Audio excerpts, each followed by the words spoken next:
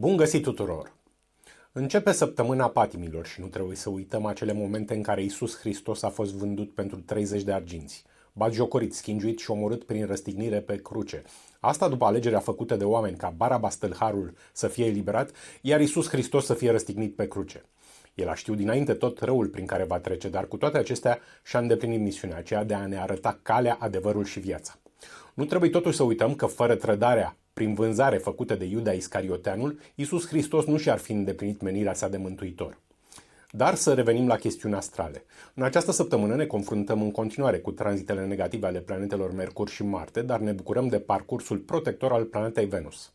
Totodată, Soarele va avea pentru următoarele 30 de zile o influență benefică, ajutându-ne să-i ghidăm spre bine pe cei din jurul nostru. Care sunt sectoarele de viață protejate și care sunt cele afectate pentru fiecare semn zodiacal, vedeți la horoscop. Berbec. Rezultatele profesionale bune pe care le vei obține la locul de muncă vor provoca reacții pozitive asupra partenerului de viață, iar relația de cuplu va merge mult mai bine ca înainte. Totuși, balanța ta financiară va fi puțin afectată, aparent fără motiv, dar de fapt plătești indirect pentru un act de zgârcenie materială din trecut, când nu ai ajutat o persoană aflată în dificultate. Taur. Te vei bucura de o stare bună de sănătate cu condiția să faci numai lucruri care îți fac plăcere. Astfel, ieșiri în oraș la spectacole sau o deplasare turistică îți vor aduce o stare psihică și fizică foarte bună. Cu toate acestea, vei fi vorbit de rău de cei din jurul tău din cauza unui conflict pe care îl vei avea cu un membru al familiei. Totul de la o datorie neachitată. Gemeni.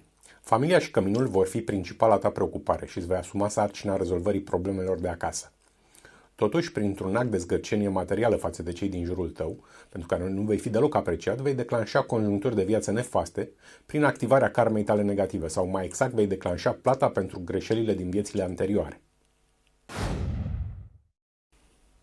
Rac. Vei primi o veste bună de la tovarășul de viață sau vei afla din alte surse ceva de bine legat de partener sau de relația de cuplu.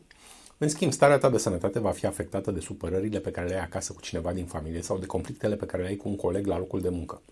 Dar toate certurile vor fi cauzate de egoismul tău. Leu, vei primi sume de bani de la alte persoane sau vei obține despăgubiri de la asigurări. Sau vei avea acces la împrumuturi avantajoase. Iar totul se va întâmpla datorită unor acte de caritate făcute în viețile tale anterioare sau mai exact datorită karmei tale pozitive. Cu toate acestea vei afla lucruri nu prea bune în legătură cu un eșec ce se va petrece în viitorul apropiat într-un domeniu important pentru tine. Fecioară, parcursul și cariera ta profesională vor trece prin momente bune. Comunicarea intensivă prin toate canalele disponibile îți va aduce succes și ascensiune în plan profesional. Chiar și așa, problemele de comunicare pe care le ai atunci când nu ești la muncă, în special dialogurile autoritare cu partenerul de cuplu, îți vor aduce indirect un eșec într-un domeniu important pentru tine. Balanță. Câștigurile materiale pe care le vei obține îți vor aduce o stare convenabilă, dar și mult respect plus apreciere din partea cunoscuților. Pe de altă parte, destinul te va aduce în situația de a face un rău nemotivat unui membru al familiei, dar este doar un test al destinului, iar pentru această faptă rea, dacă o vei face, cândva în viitor vei trece prin conjuncturi de viață total nefaste. Scorpion, vei beneficia de o oportunitate de progres într-un sector de viață important pentru împlinirea destinului tău. Dar pentru succesul acestui salt în viață va trebui să te bazezi doar pe propriile tale forțe. Chiar și așa, problemele pe care le ai în gestionarea finanțelor personale și refuzul generalizat de la cei din jurul tău când vei solicita ajutor vor aduce mari probleme și greutăți în cămin pentru întreaga familie.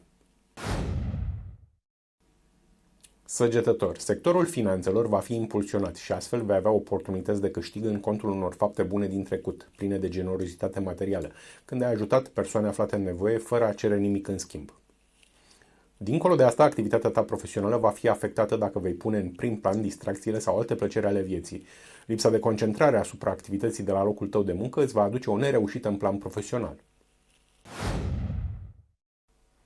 Capricorn, vei traversa o perioadă favorabilă pentru lucruri care te pasionează și îți fac plăcere.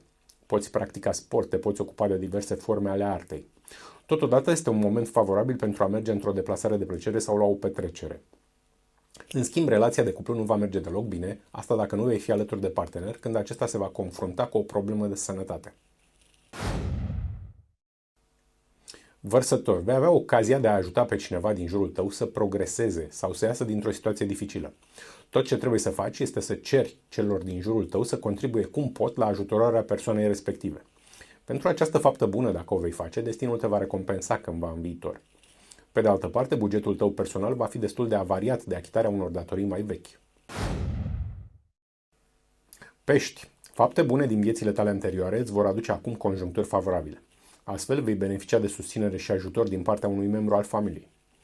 În altă ordine de idei, din cauza unor complicații apărute la locul de muncă, nu vei putea participa la o petrecere sau nu vei putea pleca într-un voiaj de plăcere planificat mai de mult. Și nu uitați, soarta omului este mereu în mâinile lui, căci viitorul nu a fost hotărât dinainte.